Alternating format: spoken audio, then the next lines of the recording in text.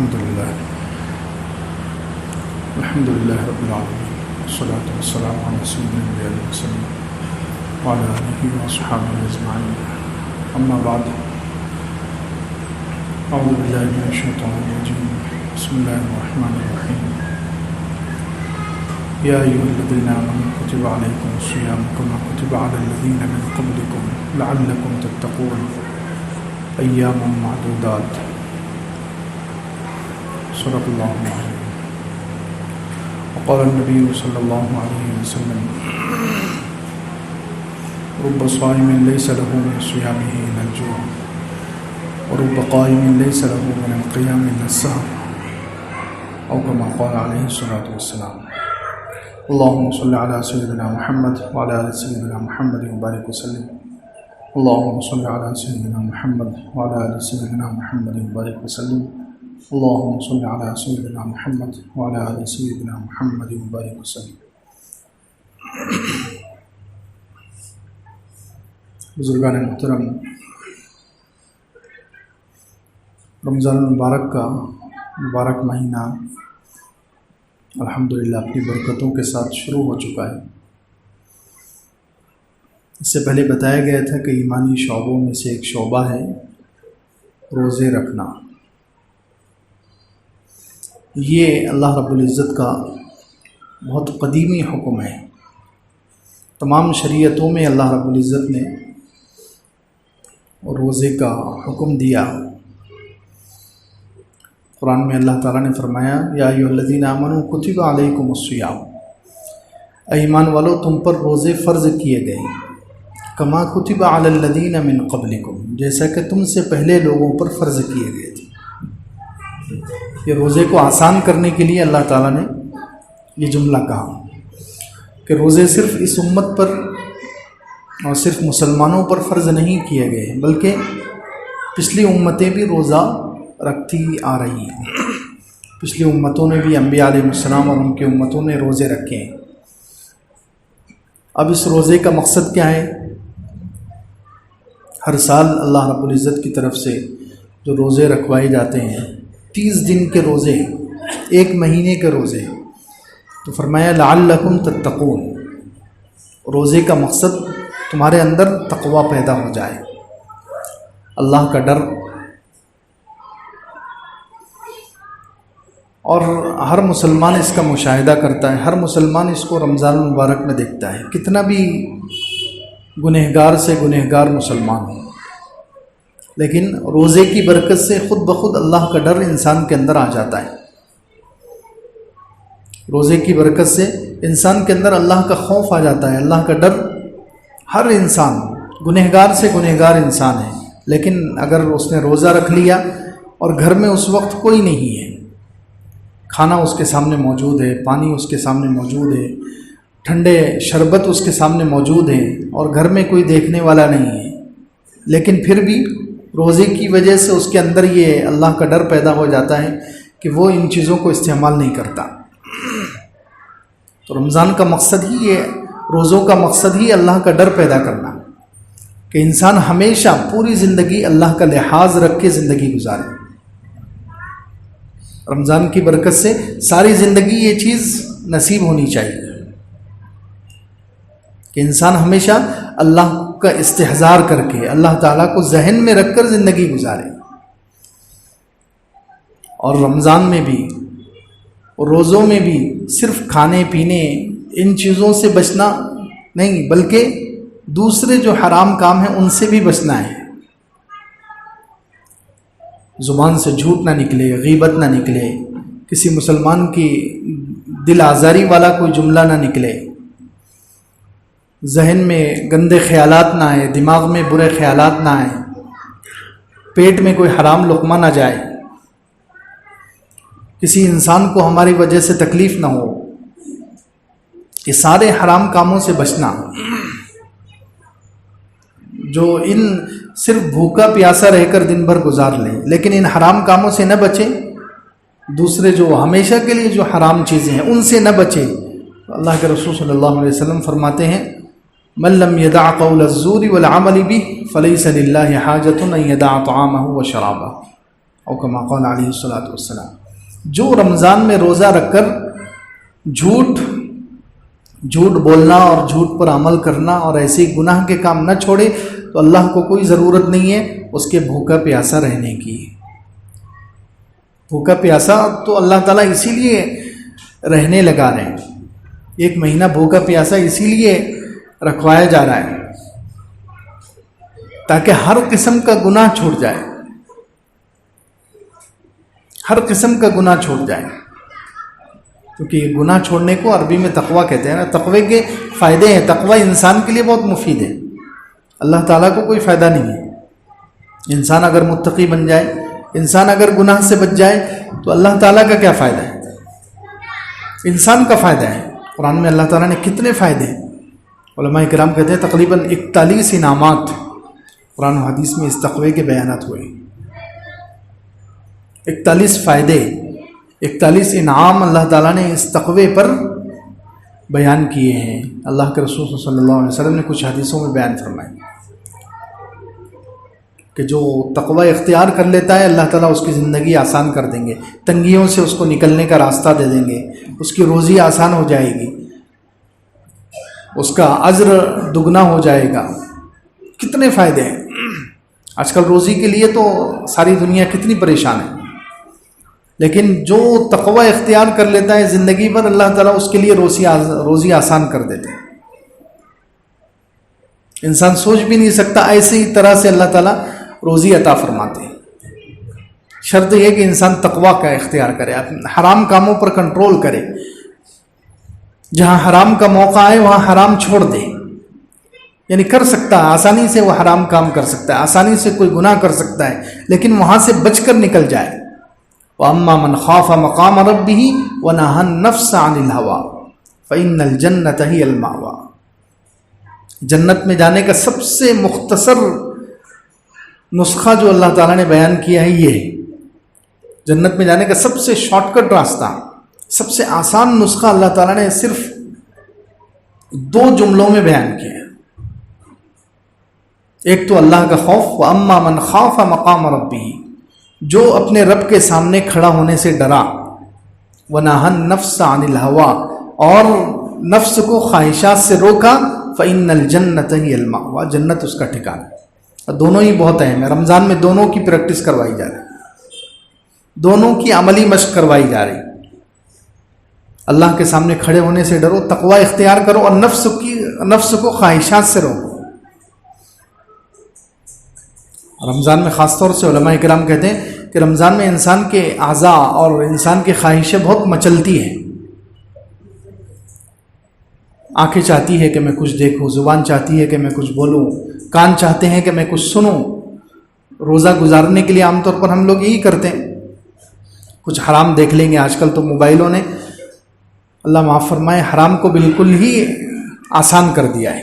حرام دیکھنا آسان ہو گیا ہے. تو رمضان میں خواہشات اور انسان کے اعضاء مچلتے ہیں. وہ چاہتے ہیں کہ روزے کا وقت گزارنے کے لیے, ٹائم پاس کرنے کے لیے کوئی ایسا مشغلہ اختیار کیا جائے کہ آنکھ سے کوئی گناہ کیا جائے, کان سے کوئی گناہ کیا جائے, زبان سے کوئی گناہ کیا جائے. ان کے ذریعے سے ہم روزہ گزارنا چاہتے ہیں. نہیں, ان پر کنٹرول ہی رمضان کا مقصد ہے. اور یہ 2 مختصر نسخے اللہ تعالیٰ نے جنت کے بتائے. ایک تو اللہ کا خوف, اللہ کا ڈر, اللہ کے سامنے کھڑے ہونے سے ڈرنا کہ نہیں اللہ تعالیٰ مجھے دیکھ رہا ہے, میری اس حرکت کو, میرے اس عمل کو, میرے اس فعل کو, میرے اس زبان سے نکلنے والے جملے کو اللہ تعالیٰ دیکھ رہا ہے, سن رہا ہے. یہ اللہ کا خوف. اور خواہشات سے رکنا. دیکھو رمضان میں تو ہم حلال خواہش بھی چھوڑ دیتے ہیں, تو ہمارے لیے حرام خواہش چھوڑنا کیا مشکل ہے. آج کل ہم سمجھتے ہیں کہ ہمارے لیے یہ گناہ چھوڑنا مشکل ہے, یہ حرام کام چھوڑ, کچھ مشکل نہیں ہے. رمضان ہمیں سکھاتا ہے کہ تمہارے لیے کوئی مشکل نہیں ہے. مسئلہ کیا ہے, ہم ارادہ ہی نہیں کرتے, ہم چھوڑنا ہی نہیں چاہتے, ہم گناہ اور حرام چیز چھوڑنا ہی نہیں چاہتے.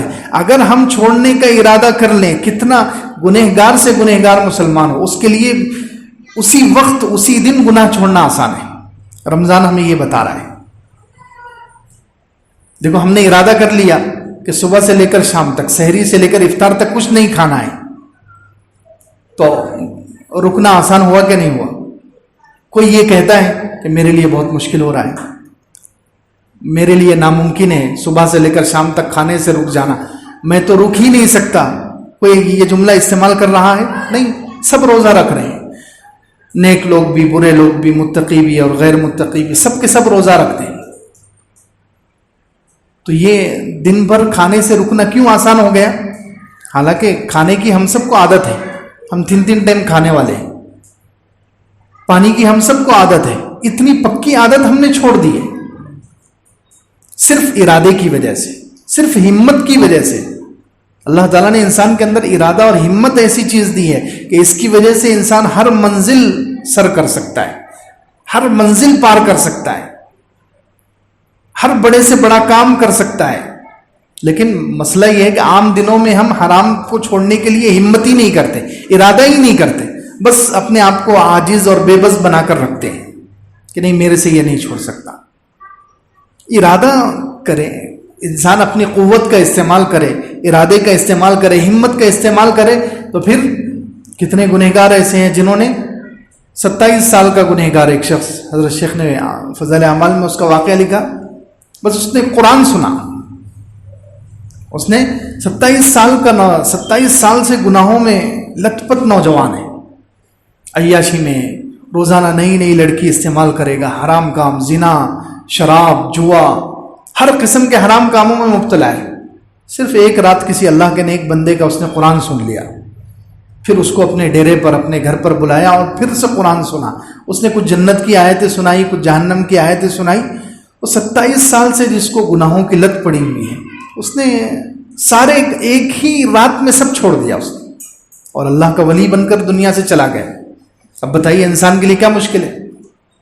کتنے واقعات ہیں، بس ہم ارادہ ہی نہیں کرتے. رمضان یہ بتانے آیا ہے کہ تمہارے اندر کتنی بڑی طاقت ہے ارادے کی، کتنی بڑی طاقت ہے، قوت، ہمت، کتنی بڑی طاقت ہے تمہارے اندر کہ تم جب چاہو کوئی بھی حرام کام چھوڑ سکتے ہو. شرط یہ ہے کہ تم ارادہ کر لو، ہمت کر لو. ارادہ ہمت کر لے تو سب آسان ہے. اسی لیے حضرت مولانا اشرف علی تھانوی رحمۃ اللہ علیہ کے پاس جب بھی کوئی آتا تھا کہ مجھ سے گناہ نہیں چھوٹتا، تو حضرت مولانا اشرف علی تھانوی رحمۃ اللہ علیہ اس کو پہلے یہی پوچھتے تھے کہ آپ جب گناہ کرتے ہو تو آپ خود کرتے ہو یا کوئی کرواتا ہے؟ آپ یہ بتاؤ، آپ جب کوئی گناہ کرتے ہو تو خود کرتے ہو یا کوئی زبردستی کرتا ہے؟ آپ کوئی شیطان ہے جو آپ کے پاس آ کر لکڑی لے کر کھڑا ہوا ہے، تلوار لے کر کھڑا ہوا ہے کہ جلدی سے گناہ کرنے تو تیری گردن اڑا دوں گا، ایسا ہوتا ہے؟ وہ کہتا تھا کہ نہیں، ایسا تو نہیں ہوتا، میں خود کرتا ہوں. تو حضرت فرماتے تھے کہ جب تم خود کر سکتے ہو تو خود چھوڑ بھی سکتے ہو، جب خود کر سکتے ہو تو خود چھوڑ بھی سکتے ہو. اللہ رب العزت نے انسان کے اندر دونوں طاقتیں رکھی ہیں، فَأَلْهَمَهَا فُجُورَهَا وَتَقْوَاهَا. انسان کے اندر اللہ نے دونوں طاقتیں رکھی، گناہ کرنے کی بھی اور گناہ چھوڑنے کی. جتنی گناہ کرنے کی طاقت ہے اتنی ہی گناہ چھوڑنے کی بھی طاقت ہے. کوئی یہ نہیں کہہ سکتا کہ میں مجبور ہوں، میں بے بس ہوں، میں گناہ نہیں چھوڑ سکتا. یہ شیطان، نفس نے ہمیں دھوکے میں ڈال رکھا ہے، شیطان نے ہمیں غلط پٹی پڑھا دی. یہ نفس اور شیطان کے دھوکے ہیں. انسان ارادہ کر لے تو کسی بھی وقت سارے زندگی کے گناہ چھوڑ سکتا ہے، سارے لذیذ خواہشات جن میں وہ سالوں سے پڑا ہوا ہے، لیکن صرف ارادہ کر لے، اپنی ہمت کو استعمال کر لے تو سب کچھ کر سکتا ہے. تو اس لیے رمضان روزوں کا مقصد جو ہے تقویٰ، اللہ کا ڈر، کہ انسان اللہ سے ڈر کر ہر گناہ اور ہر حرام کام کو چھوڑ دے. حرام کام چھوڑے گا تو پھر دیکھو اللہ تعالیٰ زندگی میں آسانیاں پیدا کرے، روزی ایسی جگہ سے دیں گے انسان سوچ بھی نہیں سکتا. حرام خواہش چھوڑنے کی ضرورت ہے. حجاج ابن یوسف کے زمانے میں حجاج ابن یوسف کا ایک بھتیجا تھا، دیکھیں بہت پیارا واقعہ ہے. تقوی پر گناہ سے کوئی بچ جائے اللہ کے ڈر سے تو اللہ تعالیٰ کیسے اس کے لیے حلال روزی کا انتظام کرتے ہیں. تو حجاج ابن یوسف کا بھتیجا تھا، واسق اس کا نام تھا. وہ بہت عیاش اور گورنر تھا. وہ جیسے آج کے زمانے میں شہر کا MP ہوتا ہے، اتنی بڑی طاقت تھی اس کے پاس، اتنا بڑا پاور تھا، گورنر تھا. اس کو معلوم ہوتا اپنے علاقے میں کوئی بھی خوبصورت لڑکی ہے تو وہ اس کے پاس پیغام بھیجتا اور اس سے وہ پیسے دے کر، اس کو لالچ دے کر، دنیاوی چیزیں دے کر اس سے زنا کرتا۔ ایک لڑکی کے بارے میں اس کو معلوم ہوا کہ غریب گھرانے کی لڑکی ہے لیکن بہت خوبصورت ہے، اس کے ماں باپ کے پاس کوئی بس جھوپڑا اور چھوٹا سا مکان ہے، لیکن وہ لڑکی بہت خوبصورت ہے۔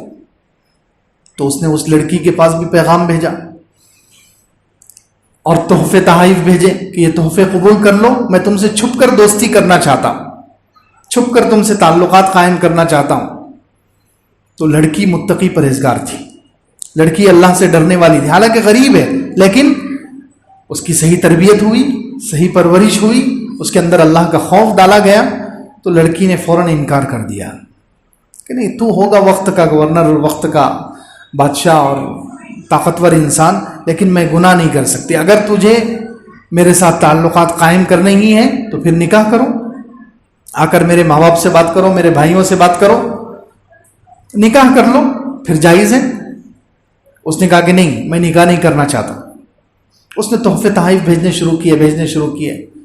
اب یہ لڑکی نے سارے تحفے تحائف جمع کر کے رکھے۔ ایک دن اپنے بھائیوں کو اور اپنے ماں باپ کو اس نے ساری بات بتا دی کہ یہ جو وقت کا گورنر ہے حجاج ابن یوسف کا بھتیجا، وہ مجھے پیغامات بھیج رہا ہے، وہ مجھ سے زنا کروانا چاہتا ہے، اور دیکھو اس نے یہ تحفے تحائف بھیجے۔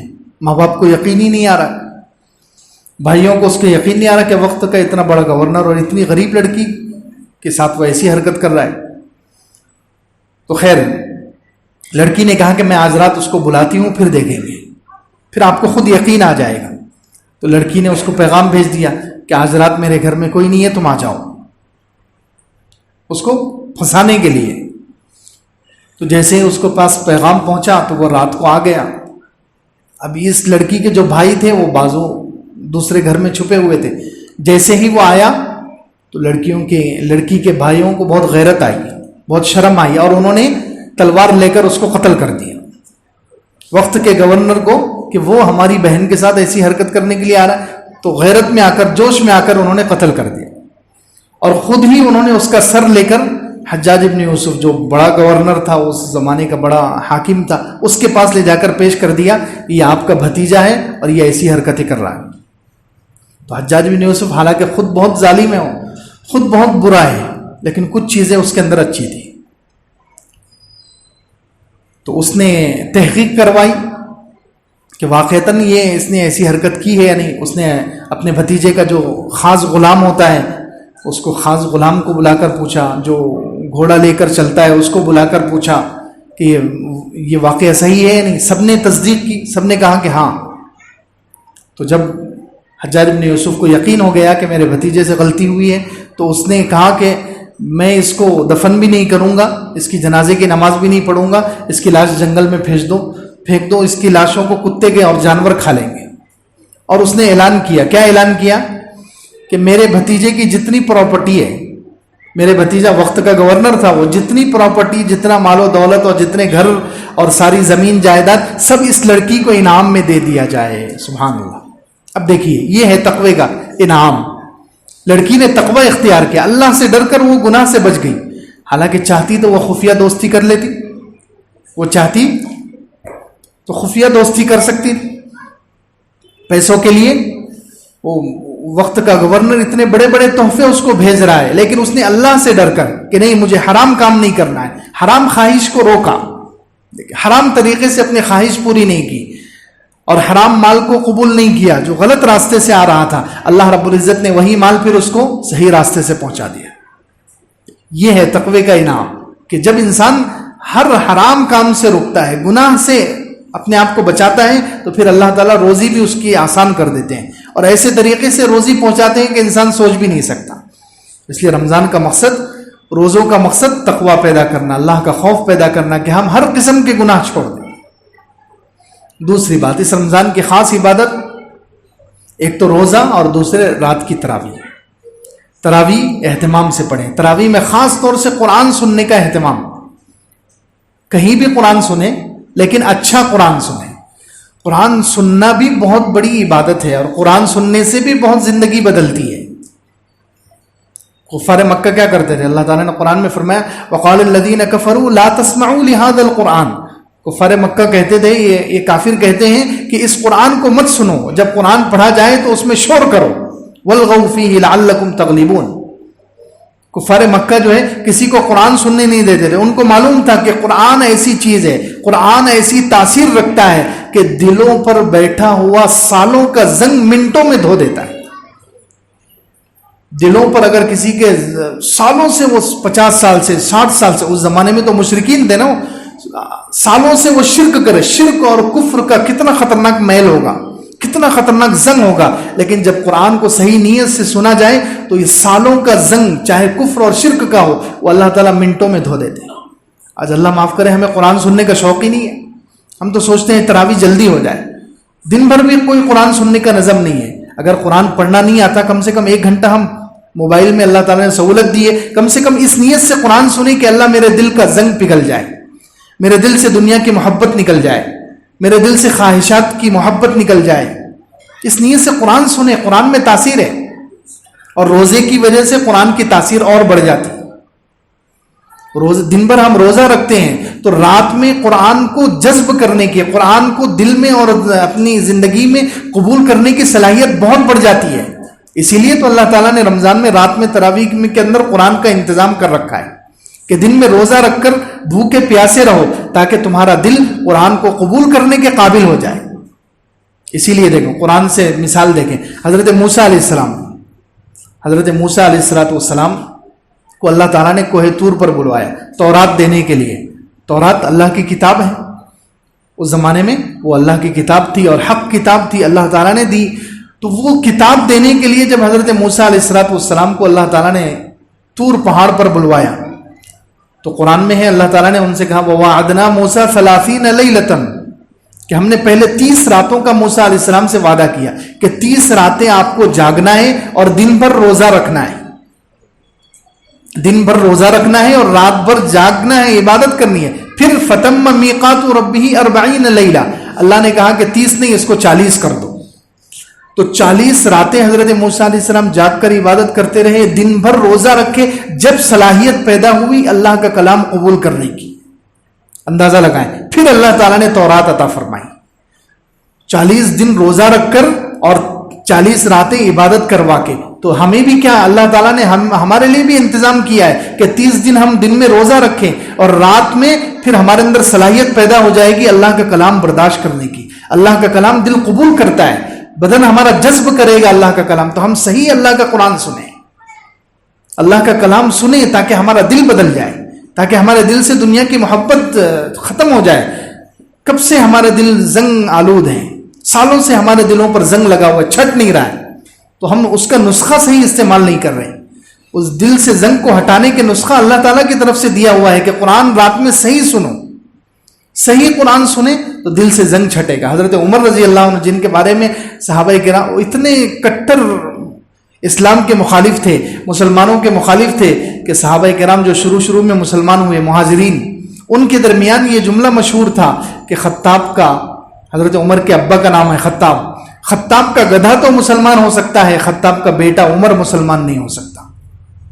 صحابہ کرام کہتے تھے خطاب کا گدھا تو مسلمان ہو سکتا ہے لیکن خطاب کا بیٹا عمر وہ گدھے سے بھی زیادہ سخت دل ہے، مسلمان نہیں ہو سکتا۔ لیکن ان کا دل کس چیز نے پگھالا؟ اللہ کے قرآن نے۔ حضور اقدس صلی اللہ علیہ وسلم کا قرآن سن رہے، تہجد میں ایک مرتبہ حضور اقدس صلی اللہ علیہ وسلم کعبۃ اللہ کے پاس قرآن کی تلاوت کر رہے، سورہ الحاقہ پڑھ رہے، سورہ الحاقہ پڑھ رہے ہیں حضور اقدس صلی اللہ علیہ وسلم، جس میں قیامت کا تذکرہ ہے، جس میں دائیں ہاتھ میں جن لوگوں کو نامہ اعمال دیا جائے گا، بائیں ہاتھ میں نامہ اعمال دیا جائے گا، ان کے کیا حالات ہوں گے، اللہ تعالیٰ نے یہ ساری چیزیں سورہ الحاقہ میں بیان کی ہے۔ حضرت عمر رضی اللہ عنہ نے سنا، عجیب آیتیں ہیں اس کی، سورہ الحاقہ کی، تو حضرت عمر رضی اللہ عنہ کی زبان سے بے ساختہ ایک جملہ نکلا کہ یہ تو کوئی شاعر لگ رہا ہے، یہ کلام تو کسی شاعر کا لگ رہا ہے۔ تو فوراً آگے سے حضور صلی اللہ علیہ وسلم نے وہ آیت پڑھی وما هو بقول شاعر، کہ یہ ایک شاعر کا کلام نہیں ہے، انه لقول رسول کریم وما هو بقول شاعر، یہ تو رسول پاک معزز پیغمبر پر اللہ کی طرف سے اترا ہوا ہے، یہ شاعر کا کلام نہیں ہے۔ تو پھر ان کے دل میں خیال آیا کہ یہ شاعر نہیں ہے تو یہ تو بہت بڑے جادوگر نظر آ رہے ہیں، میں اتنی دور کھڑے رہ کر اپنے آپ سے باتیں کر رہا ہوں، وہ بھی ان کو پتہ چل رہی ہے۔ تو کہہ رہے ہیں یہ تو کوئی بہت بڑا جادوگر ہے. تو آگے سے حضور صلی اللہ علیہ وسلم نے اگلی آیت پڑھی وما هو بقول کاہن، یہ کاہن اور جادوگر بھی نہیں ہے، یہ جادوگروں کا کلام نہیں ہے، یہ تنزیل من رب العالمین، رب العالمین کی طرف سے اتارا ہوا کلام ہے. یہ سب سے پہلا موقع ہے کہ حضرت عمر رضی اللہ عنہ کا دل پگھل گیا، دل نرم پڑا. یہاں سے آہستہ آہستہ وہ اسلام کی طرف آنا شروع ہوئے. تو کس چیز نے ان کا دل بدلا ہے؟ قرآن سننے نے. قرآن سننے کی وجہ سے ان کا دل بدلا ہے. تو اس لیے ہم قرآن سے نفرت نہ کریں، قرآن سنیں، اچھا قرآن سنیں، اور دن بھر بھی قرآن سنیں. اگر پڑھنا نہیں آتا کوئی بات نہیں، قرآن سن تو سکتے ہیں. قرآن سن، صحیح نیت سے قرآن سنیں کہ اللہ میرا دل بدل دے، میرے دل سے خواہشات اور دنیا کی محبت ختم ہو جائے. اس نیت سے قرآن سنیں. رمضان میں زیادہ اثر ہوگا. روزوں کی وجہ سے ہمارے دل ویسے ہی نرم ہو جاتے ہیں. اسی لیے علماء کرام کہتے ہیں کہ روزے کی وجہ سے دل ایک دم ٹوٹ پھوٹ کا شکار ہو جاتا ہے. جیسے ہم زمین میں اگر کچھ کھیتی کرنا ہے تو انسان پہلے ہل چلاتا ہے، ہل چلانے کے بعد وہ زمین اس قابل ہوتی ہے کہ بیج کو قبول کرے. تو روزے میں بھوکا اور پیاسا رہنے کی وجہ سے دل کی زمین ٹوٹ جاتی ہے، دل کی زمین ٹوٹ جاتی ہے. اب اس کے اندر قرآن کا بیج ڈالا جائے تو اللہ کی محبت کا درخت اگے گا اس سے، اللہ کے خوف کا درخت اگے گا اس سے، تقوی کا درخت اگے گا اس سے، توکل کا درخت اگے گا. جو جتنی اچھی صفات ہیں وہ درخت ہمارے دل سے اگیں گے. اس لیے رمضان المبارک میں ہم دن میں گناہوں سے بچنے کا اہتمام کریں، روزہ صحیح طریقے سے رکھیں، اور رات میں قرآن سنیں، صحیح قرآن سنیں. اور دن بھر بھی جب موقع ملے دکان میں خالی بیٹھے ہوئے قرآن لگائیں اور اس نیت سے سنیں کہ اللہ اس قرآن کی وجہ سے میرا دل بدل دے. تو دیکھیں انشاءاللہ اس رمضان کے بعد ہماری زندگی بدلی ہوئی ہوگی اور کتنے گناہ ہم سے چھوٹ چکے ہوں گے. اللہ ہم سب کو عمل کی توفیق عطا فرمائے.